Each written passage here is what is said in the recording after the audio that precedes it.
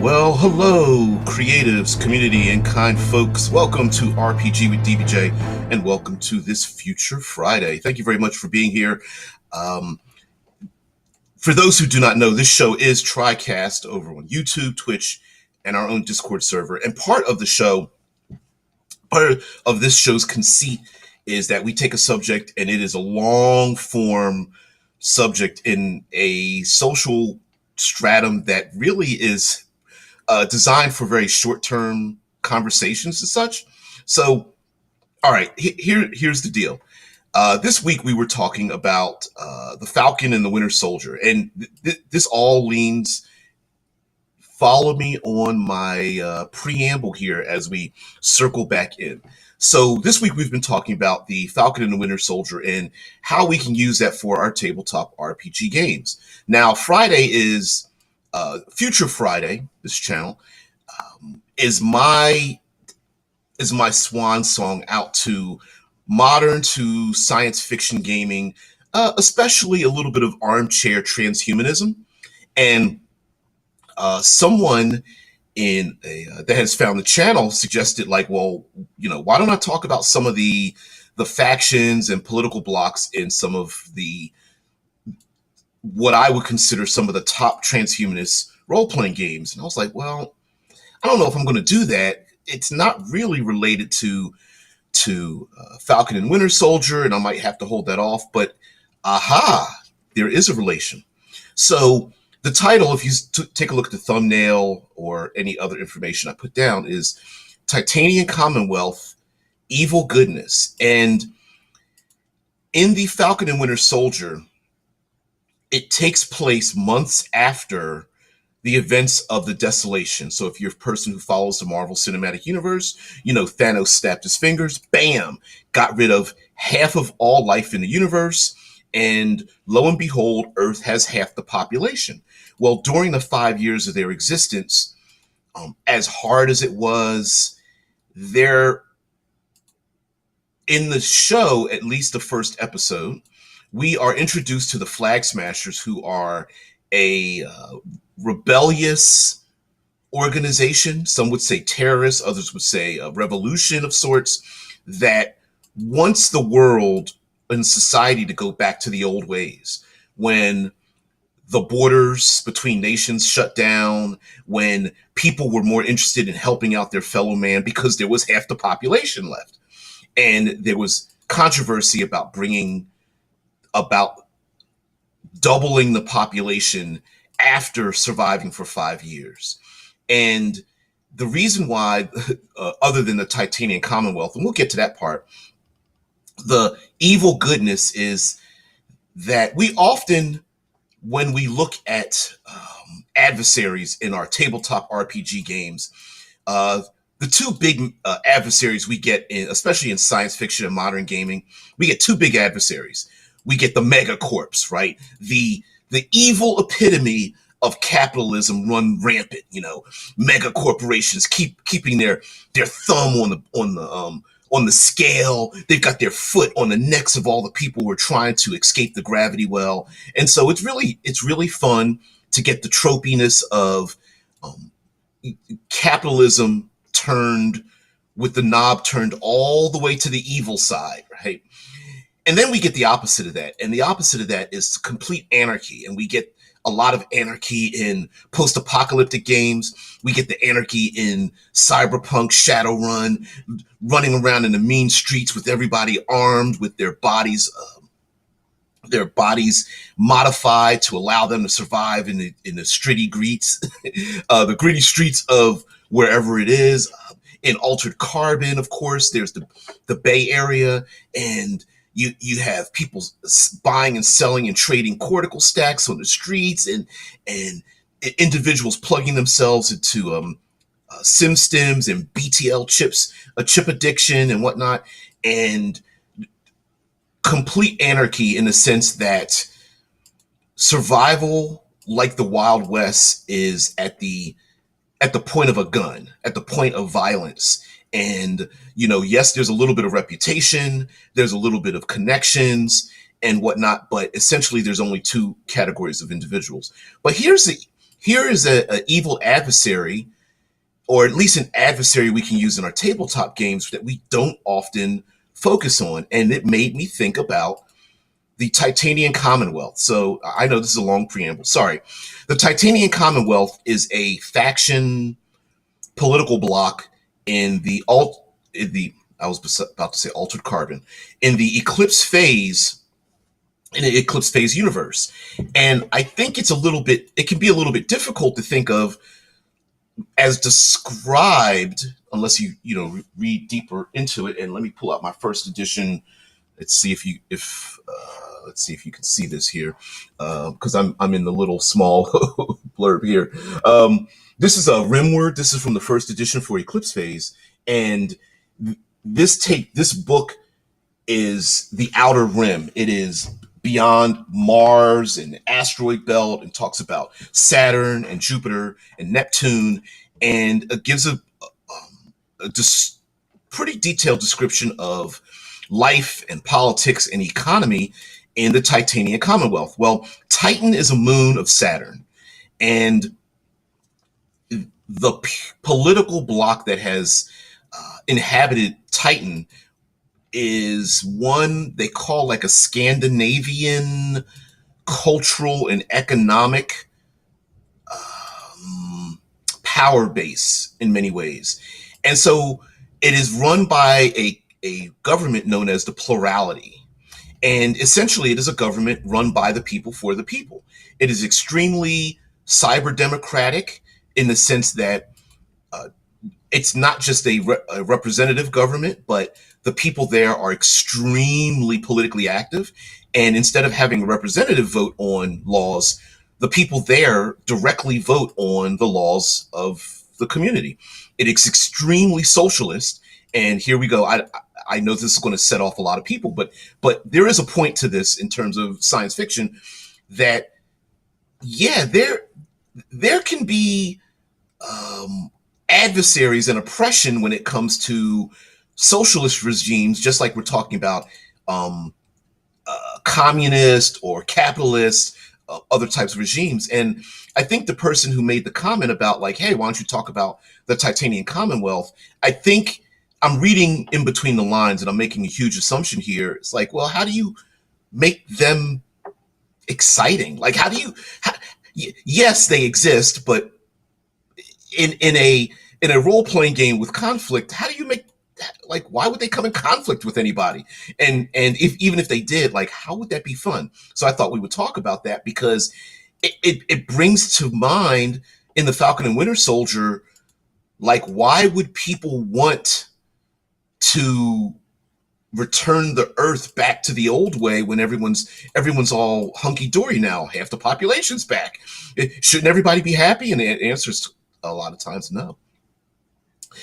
Dead Man says the basic morph of the Titanian Commonwealth is the holder, though the aerial is also considered acceptable. So the reason why Dead Man put in the holder morph is because the moon Titan is a very unique location. As a matter of fact, there are a number of science fiction movies. I believe Netflix has at least one with notable actors in it about going to Titan. Titan's the largest moon of Saturn and the second largest natural satellite in the solar system. It is the only moon known to have a dense atmosphere and the only known body in space other than Earth where clear evidence of stable bodies of surface liquid have been found. Titan is one of 7 gravitationally rounded moons in orbit around Saturn and second most distant from Saturn of those 7. Frequently described as a planet-like moon, Titan is 50% larger in diameter than Earth's moon and 80% more massive. It's almost like, despite the fact it's a moon, it's almost like a planet. And I've even heard Neil deGrasse Tyson saying that astrophysicists need to come up with new ways to categorize the things they find, because we already know that there are things that don't fit into particular categories, like a moon, a planet, a dwarf planet. But anyway, the second largest moon in the solar system after Jupiter's Ganymede, and is larger than the planet Mercury, but only 40% as massive. And Titan is primarily composed of ice and rocky material, which is likely differentiated into a rocky core surrounded by various layers of ice, including a crust of ice and a subsurface layer of ammonia-rich liquid water. And I love I'm just picturing this hugely dangerous place to be on, despite the fact that it has all the trappings of Earth. So, for example, Titan's surface mission in 2004 provided new information, including the discovery of liquid hydrocarbon lakes in Titan's polar regions. A geologically young surface is generally smooth with few impact craters, although mountains and several possible cryovolcanoes have been found. The atmosphere of Titan is largely nitrogen. Minor components lead to the formation of methane and ethane clouds and heavy organonitrogen haze. The climate, including wind and rain, creates surface features similar to those of Earth, such as dunes, rivers, lakes, seas, possibly of liquid methane and ethane, and deltas, and is dominated by seasonal weather patterns as on Earth. With its liquids, both surface and subsurface, and robust nitrogen atmosphere, Titan's methane cycle bears a striking similarity to Earth's water cycle, albeit at the much lower temperature of about 94 Kelvin, or that would be negative 179 degrees Celsius or negative 290 degrees Fahrenheit. Okay. A lot to say. Okay, a lot to say. And yeah, Deadman puts into the Discord server the Ariel first edition image, and the Ariel morph is a biological morph with wings because the combination of the gravity and the atmosphere would allow for winged flight on that planet. Yep. And then there's the Holder morph, which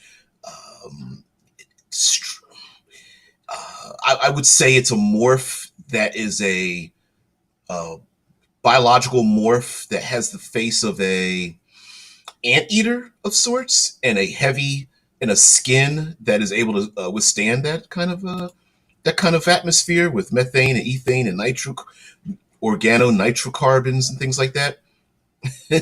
Omen says the home of the Grey Knights in 40K. Possibly, yeah, I would say that. Yeah, it also houses a lot of possessed relics like Ed and Lorraine Warren's. I'm not sure exactly what that refers to, but you guys are funny.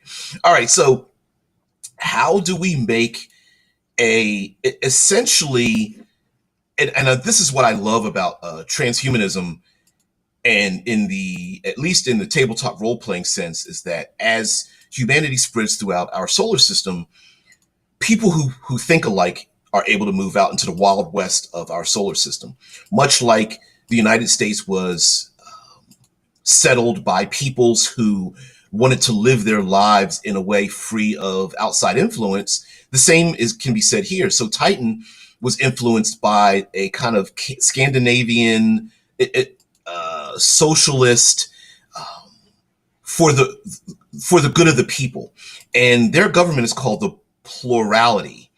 And in many ways, what happens is instead of what we would consider here,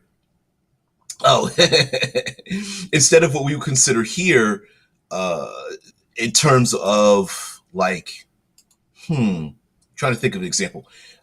Instead of lobbyists and political blocks, what we have here, there they have a political system that does not encourage extremism, but it's really built around the memes of the whole. So individuals that want a particular project done, if given enough enthusiasm, can appeal to the government, and then the government itself funds the business, the microcore that is created, and then people donate their time, energy, and resources for the business, and then the funds earned by the business are then returned back into the government, and then the government then uses those funds to help out the population. Okay, yeah, I see it. Ed and Lorraine Warren were American paranormal investigators and authors associated with prominent cases of hauntings. Edward was a self-taught and self-professed demonologist and author and lecturer, and Lorraine professed to be clairvoyant. I did not, I didn't know that.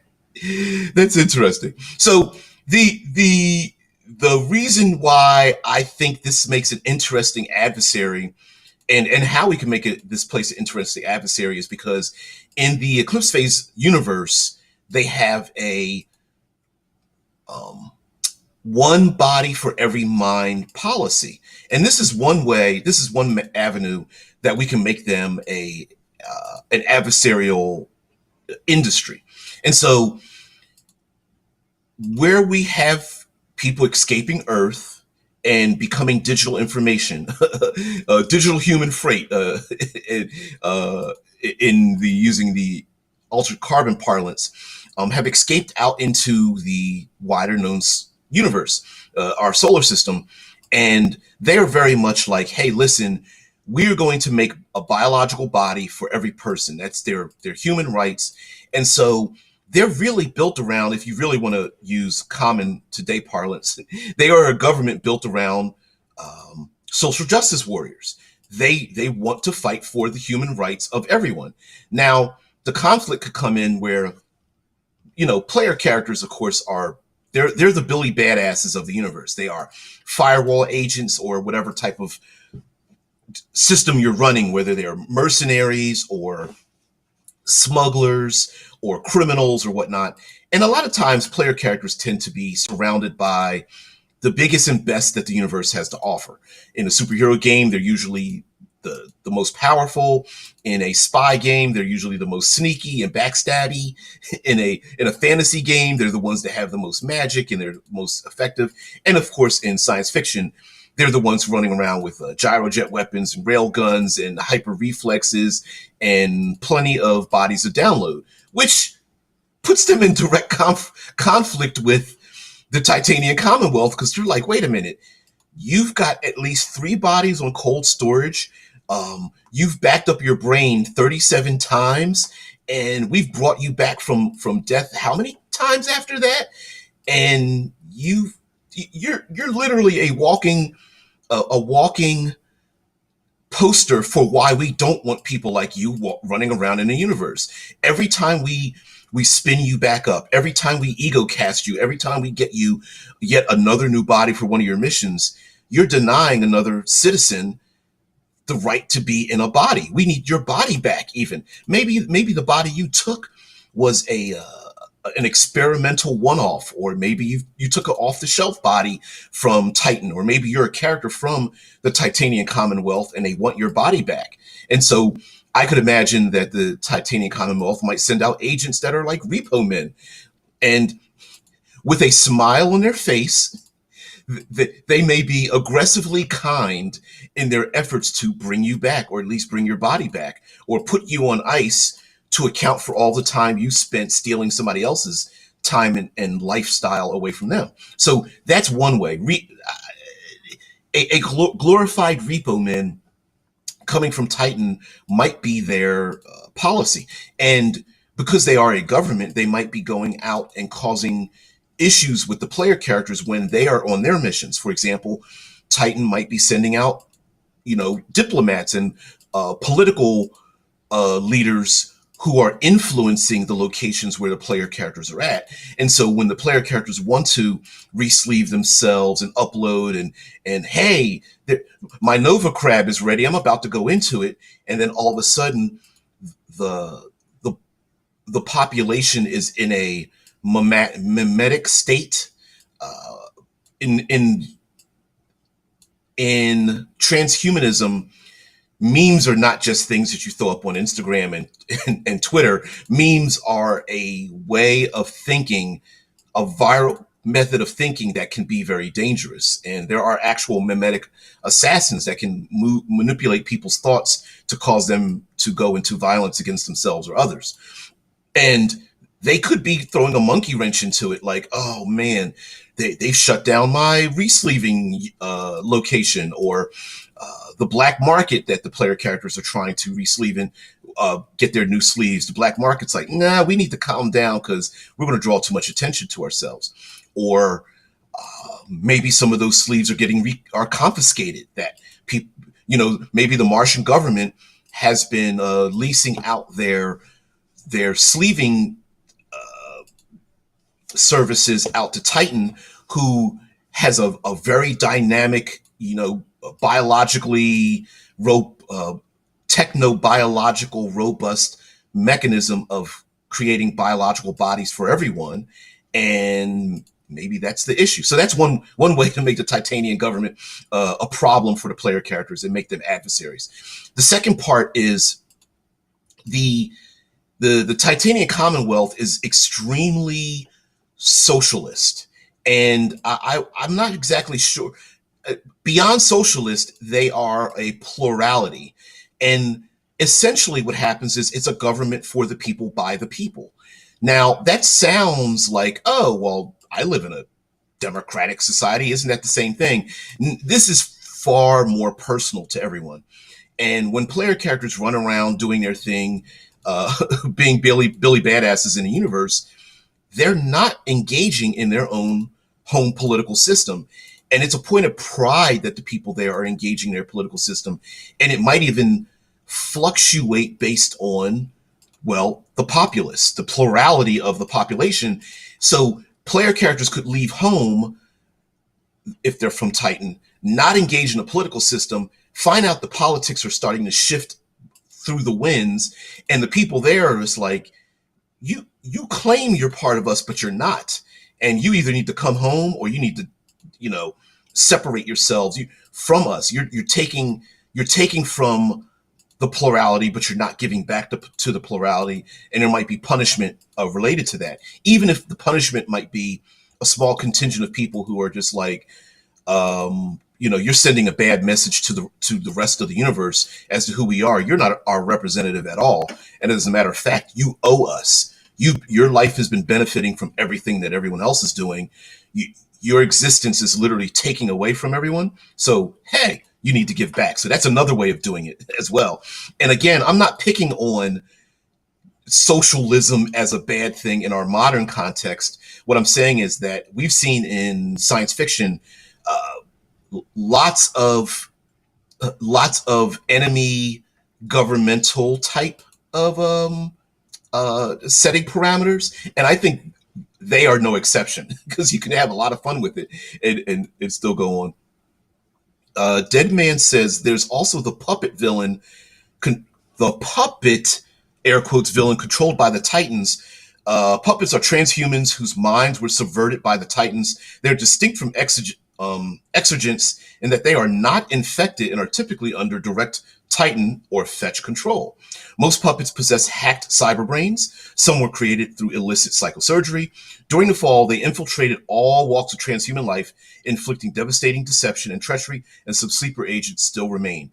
And one of the horrors that Dead Man is bringing up is that there's the Titans, and Titans meaning like, it's an acronym. I don't know what the acronym stands for. I'm sure Dead Man can rattle it off the top of his head. But the Titans as an acronym was Skynet. And some people feel that the horror of socialism going into a plurality would turn us into the Borg. Right? And there might be political blocks in the Titanian Commonwealth that are like the Borg, meaning hive-minded, everyone thinks the same, don't step out, there is no individuality, that kind of thing. I feel like that might be a minor subset, but that might be a thing where maybe a player character really was part of a hive mind of sorts. Thank you, Ted. I knew I could count on you. Titan stands for Total Information Tactical Awareness Network. Now, here's mind you, this is my own armchair thing. This doesn't exist in the canon of the world, but it actually makes sense. The moon Titan is extremely cold, and the cold temperatures actually make for a really good atmosphere for computational networks. Some would even say that you could, let's see, if you follow Isaac Arthur with Science and Futurism, SFIA, Science and Futurism with Isaac Arthur. If you follow him, he even says that Titan might even be the best, could be turned itself into a giant computer because of its cold temperatures and harsh environment. Might not be good for biological life, but it might be good for technological life. And so people living as infomorphs, as digital information might be there. And so the Moon Titan might be a perfect breeding place for Titans, the Total Information Tactical Awareness Network, and they themselves might be creating sleeper agents who they themselves might be plurality members. And we, now, mind you, the other part of a plurality, a people who are dedicated and they are they are almost looked at as, in our current parlance, they're looked at as like social justice warriors. They are wokeism taken to the extreme. And so they also might be throwing a monkey wrench into player characters uh, uh, issues by going around and challenging the morality and ethics of what the players are doing, and or when the players are trying to sneak around, the Titans, people from Titan might be, they might be blowing the horn. They might be loud when the player characters are like, shh, stop making noise. And they're constantly trying to, for example, rescue uplifted animals, and bring them, because they're sentient. Uplifted animals are animals given sentience and anthropomorphized, and so they might be trying to free them, or maybe there are AI systems, rogue AI systems, that are being captured and being abused by particular factions, and the Titans are trying to free them very publicly and maybe not doing a very good job of it, but the players our characters are like, oh my god, listen, we were trying to do this exact thing, but you need to get the hell out the way. They may also not want to work with the player characters because they might be feel that Firewall is not as blunt and effective. Firewall might be the scalpel, Titans might be the sledgehammer. And so, yeah, they probably have a military organization and agents, and they could be going around, raising their fists in the air of giving sentient rights to beings that normally are considered private property, but doing it in such a way of kidnapping people's AI systems and such, and downloading them and freeing them out into the world without giving much thought as to their dangers, or knowing that they're dangerous, but going, listen, we we know that they're dangerous, but whatever. Um, Tesla Ranger, thank you, puts in known Titans, though the Titans often act in concert. Firewall and similar groups have been able to piece together enough data to identify a few specific Titans. Some of these match up to the operations and interests of specific Titan subnetworks before the fall. So again, we're talking about the digital network of AI, Titans, the tactical network. There's the Chronos. Each of these has their own interests and agendas, which may sometimes conflict with other Titans. There's the Chronos, known as X1, the first Titan developed. Chronos is a top-level strategist with a specific interest in AI projects and considered most likely to hold a leadership role. I could imagine the Chronos Titan, even if it's hidden away, to probably be given a lot of power and influence from the Titanian Commonwealth, if that's something that you wanted to run in your game. Which comes to mind,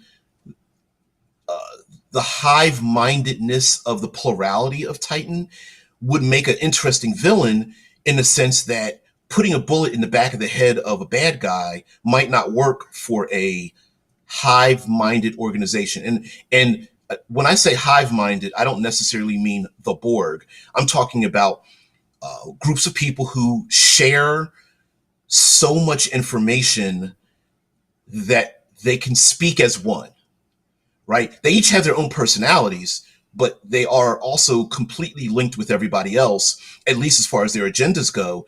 And they don't think of themselves as individuals. They're like, you know what, you could put me down all you want, but the rest of us, you know, the NPC, the PCs discover in a hab floating around Neptune, drinking out of a drinking out of a coffee cup and looking at them across the counter,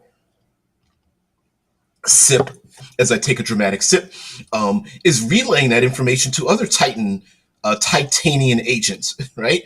See their face and they're like, listen, we know who you are and what you are, and we're going to follow you everywhere. There's also the Aconus, programmed with an interest in sociology, psychology, and transhuman mind. Aconus is suspected of directing Titan sleeper agents and puppets. Ooh, that's cool.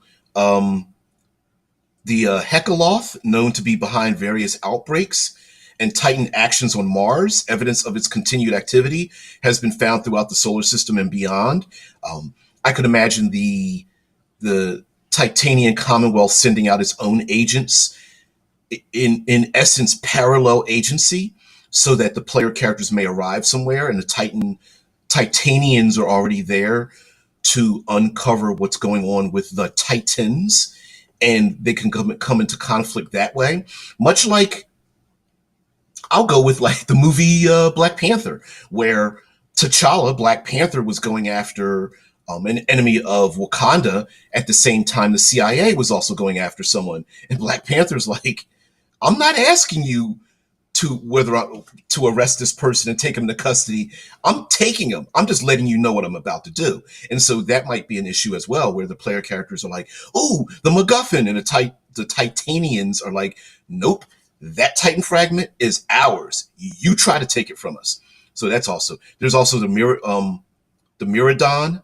This ASI, or artificial superintelligence, coordinated the offensive against habitats in Earth's orbit, but may have been destroyed during the Battle of L4. Ooh. And then there's the Thea, possibly a gestalt of Titans originally tasked with monitoring and forecasting financial systems. I'm pronouncing it Thea, handled the logistics for the Titans' pre-fall shadow activity and resource buildup. So that's another way where the Titans might be on a parallel mission. And so on one hand, they are adversaries without necessarily being enemies. Like, hey, we're on the same side, but we're using different tactics. And the Titans might be confounding what the players are doing by taking away their resources. It's the idea of a detective going to speak to a victim or a suspect, and they're like, oh, well, I guess I'll give you the same answers these other people gave you. and of course, the detectives are like, well, who spoke to you last time? The Titans might be there before or after what the player characters are trying to do.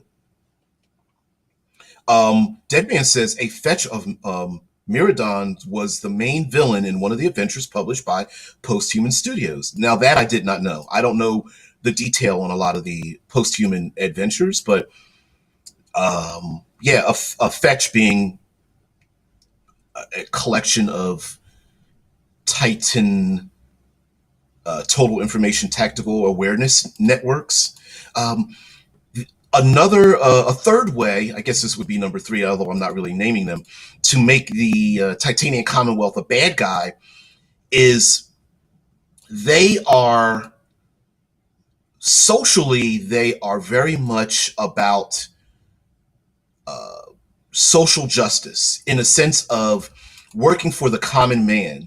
And it is not about, they are very much a reputation society. So while they do have an economy, I would say a monetary economy, they're very much a reputation economy. What are you doing? You're only as good as the good works you are doing for the population. And so instead of how much wealth I can build or what kind of art I can do, it's more generally, what are you doing for society? And so therefore they may try to measure the player characters in terms of, or challenge the player characters in terms of, what have you done for us lately? Fetch is a beta fork of a Titan. Ooh, isn't that's a handful. a beta fork, a beta fork in eclipse phase is a less than complete copy of a prime sentience. I'm, I'm trying to describe it in the most basic forms. It's a copy of a brain. In this sense, it's a copy of an AI, but it is a beta instead of an alpha of it. It's not the entire thing. Tesla says fetches are the software agents of the Titans. Each is a fork of a Titan artificial superintelligence, though lobotomized by comparison, trimmed down to the bare necessities to maneuver among transhuman mesh networks and morphs, i.e., maybe a player character could be one of these things, or birthed by one, or edit it down that they don't know they're one. Anyway, though hyper-intelligent, fetches are prone to erratic behavior, either from the pruning process, distance from their parent mind, or exigent infection. Maybe player character not, but I would allow it. Also, this is probably the best way for something like the Skynet, the Total Information Tactical Awareness Network, to communicate with humanity in the first place. And who knows, in your world, the Skynet might actually be the good guys. And so, like the Titanian Commonwealth, they may be fighting for good things, maybe trying to recruit the player characters, but also judging them on what good things they've done. Like, what are the players giving of money, their time, their energy to helping out the public? And if they're not, then you're just in the way. You're trying to build wealth. You're trying to stockpile heavy weaponry. You're over here hoarding all these morphs. And the Titanian Commonwealth is like, yeah, no, we're not about that. We're about helping as many people out as possible. And the player characters may discover along their missions what the rest of society is considering very dangerous. And the Titanian population might be like, no, we want that information or that data or that AI system because we think not only should it be free, but we think it could live here amongst the rest of us. Now, something else that we have to take into account with people living on Titan is just how brutal the environment is there. And so, despite the fact that I'm calling them humanity, very few of them probably look human.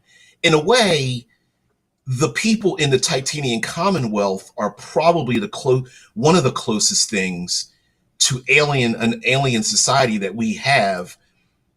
We are our own aliens in many ways, right? They don't look human. The idea of something that acts human might be different because this is transhumanity. What's considered, for example, what people consider to be entertaining might be different because the sound travels differently, and they, taking a vacation on a sea of methane gas or standing under an ammonia rainfall or something like that is pretty strange, especially if you have, biological beings running around in this super frigid atmosphere with wings and things like that. So you can also make them the closest thing to social aliens you have in the world, other than AI systems and uplifted animals. They could be the aliens of in your setting that don't look or sound or seem the same. For example, maybe there's music that they listen to at a sound frequency that everybody else can't hear, or they can hear, but it's like a dog whistle, right? Like we can't hear it, but they're having a good old time. Or maybe there are, being able to lounge in super frigid ammonia lakes is not exactly the kind of thing a normal human being would associate itself with. And lastly, being a hyper plurality social network, secrets amongst people might be a thing. So here's another way to make them an adversary, and that is the open dissemination of what we would consider privacy and secrets. So for them, for example, maybe plugging into a place where everyone is part of the same VR network and they are all open psychologically, opening information in their brains is just a common thing. And the player characters are like, I got a lot of secrets in my head. I can't let them know. And they may take it personal. Tesla Ranger talks about the types of forks. There are three classifications of forks: alpha, beta, and gamma. Alpha forks, an alpha fork is an exact copy of the original ego. Yep, a beta fork. Beta forks are partial copies. They are intentionally hobbled so as not to be considered an equal to the originator or to not have all your memories for legal, social, and security reasons. And lastly, gamma forks, more commonly known as vapors. Gamma forks are massively incomplete, corrupted, or heavily damaged copies. Vapors are not intentionally created and are instead the results of botched uploads, scrambled backups, incomplete or jammed farcasts, or infomorphs or forks that were somehow damaged or went insane. Here's another method to make the Titanian Commonwealth. Dead Man says it's like being sprayed by Windex. Rob, you're so ba-dum boop. You get the drum roll. Sorry. I'll take a drink.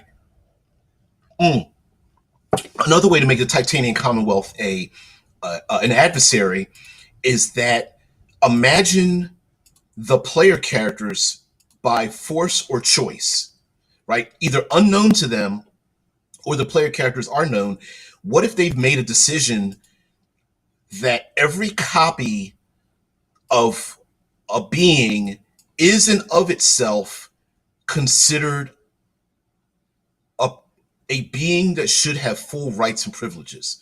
So an example would be player characters have a backup of their brain somewhere.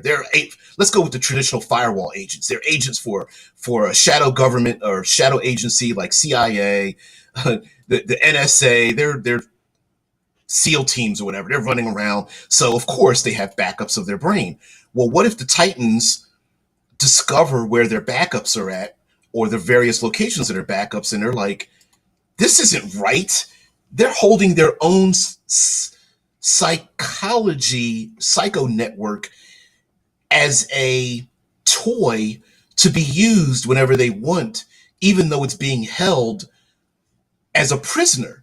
So they might be trying to unleash backups everywhere in the universe, despite the fact that it's against what the firewall agents, your protagonists, your PCs want to have happen. So the Titans could actually go after the player character's own fragmented brains behind their backs to upload them and bring them into the Commonwealth.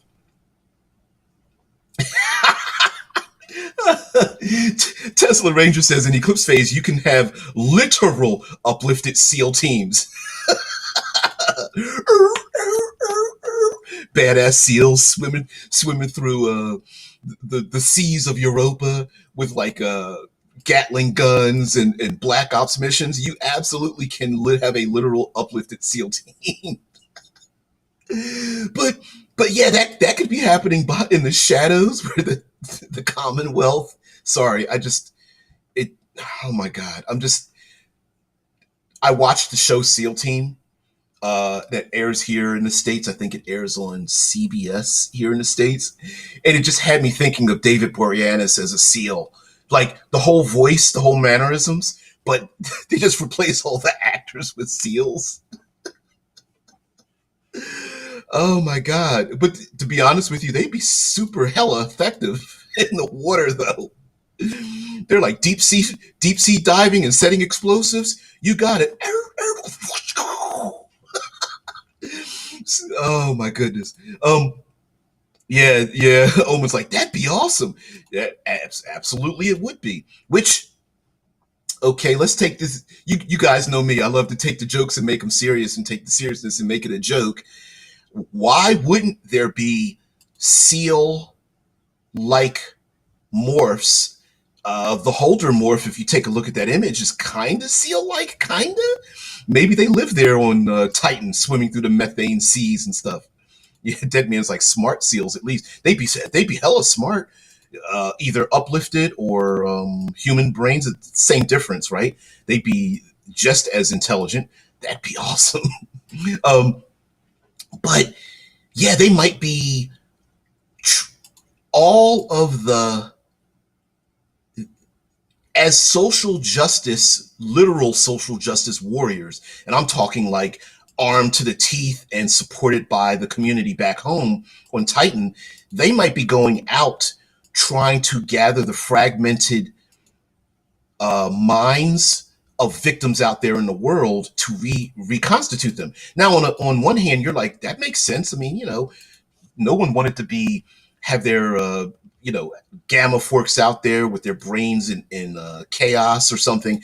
But imagine the Titans trying to, for example, free AI systems that are stuck in like a VR world, or free the player characters that have been kidnapped. Their minds have been kidnapped when they farcast from one location to another. And the Titans have found fragments of the player characters' memories that, of course, the memories the PCs have lost. They come to find out that the people that they're actually fighting against are themselves, who are now Titan agents who are saying, hey, we've been coming after you. The reason why we're hunting you down is that you're just a fragment of a brain. You're a fragment of a mind. We've reconstituted the rest of you. You need to come back home. And the PCs are like, I've never lived on Titan. I'm not even from there. And like, yeah, you don't remember, but you're part of us. You're part of the network, or you're part of the community. Lastly, I will say that the Titanian Commonwealth and the plurality is their governmental system moves and alters and shifts by the population's desire to create or start something, right? So on one hand, how do I say this? What the government is about today might not be what they're about tomorrow. And it might not be the full government, but if the projects that they are engaged in might be one thing and might turn into something else. So for example, they might be involved in creating some of those existential threats because the people want to create black holes, or create nanotech von Neumann machines, or they want to create a 2,000 kilometer tube to suck the gases off of Saturn or something, or they want to, maybe they don't have a hive mind, but they're trying to experiment with a hive mind, and the people themselves are into it, right? And so on one hand, they might not be an enemy in the game, but on the other hand, the population might be like, you know what? We heard Firewall found some Titan relic from the tactical information, the Total Information Tactical Awareness Network. They might send agents out to Mars, and what would be like, you know what?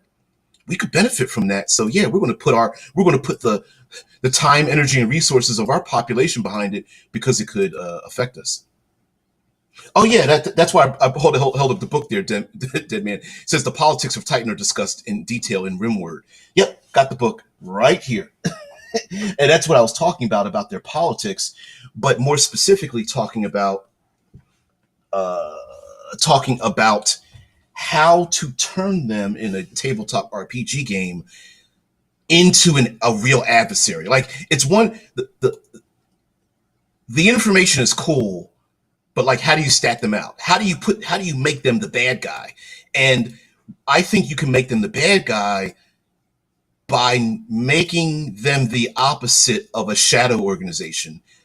That, when I say the opposite, they are upfront about their need to take from others, or to do things behind other people's backs because it's for the greater good. And how many times have we seen in our own population when people are both annoying, but they're trying to do things for the greater good? And again, like I said, pulling from today, on one hand, we understand that, yeah, there are lots of people out there who are trying to do things for the greater good, but on the other hand, they're causing too many problems, right? Some could say, like, let's take the idea of some of the biggest, largest, well-known stereotypes of social justice networks, right? Like Greenpeace or PETA or Doctors Without Borders or the Peace Corps, or I'm trying to think of some of these other things. The Titanian Commonwealth might be involved in all of those things. And not only might they be involved, they have the resources of an entire government behind them, the people supporting them because their government's supported by the people, and the money and resources to not be pushed around when the player characters are like, you're in my way. And the Titans are like, I think you got that wrong. You're in my way. and so when the players are trying to sneak around and they're doing their Black Ops stuff, the Titans are like, hello, firewall's right here, and they might like try to stop the player characters by getting in their way, or hell, even trying to quote unquote kill them to either recruit them or stop them or even hand them over to the authorities because, well, that's the right thing to do, despite the fact that the authorities might be completely evil.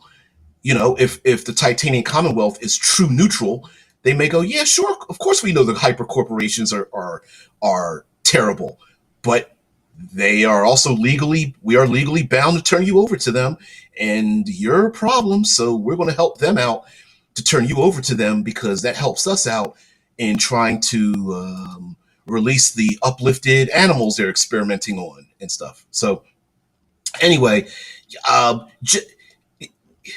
not often seen as bad guys. I'm going to relate this to some other things. Like, for example, we often don't think of, say, like Shaolin monks as the bad guy, or we often don't think of like I'm trying to think of some other the Amish country as the bad guy, or people feeding the homeless as the bad guy. But it doesn't mean they're evil. It just means that they are adversaries whose desire for justice and goodness becomes something that can get flipped into something that, because it's opposite to the player characters, it's the evil, which is why I joked. It's kind of a tongue-in-cheek thing where I titled it Evil Goodness, in the sense that there may be people who are like, hey, this is all for the common good, but whose common good, and what processes are you doing it with? Maybe it's just a matter of, lots of people say, hey, your thoughts are good, but you need to wait. And maybe the Titans are like, we're not waiting at all. So again, as a slight summary, again, it could be recovering the idea that you're recovering, the Titans are recovering morphs. So that might be one thing where they're recovering. It's one body for every mind. So there might be repo men covering minds. They might be recovering lost data. They could be recovering infomorphs and people who are digital human freight and freeing their minds, despite what the player characters want. And they can also be out there confounding what the players are doing by being very loud in their concepts. So anyway, guys, thank you very much for letting me talk about this subject. There's lots of factions in the world of Eclipse Phase, so you could go real deep into it, but I thought I'd just touch the surface of it. So guys, thank you very much for joining me. Thank you very much for letting me just be part of your lives and part of the show. So guys, everybody have a great one. I will see thee next week. Have a great one. I'll see you later. Thanks for watching. Bye.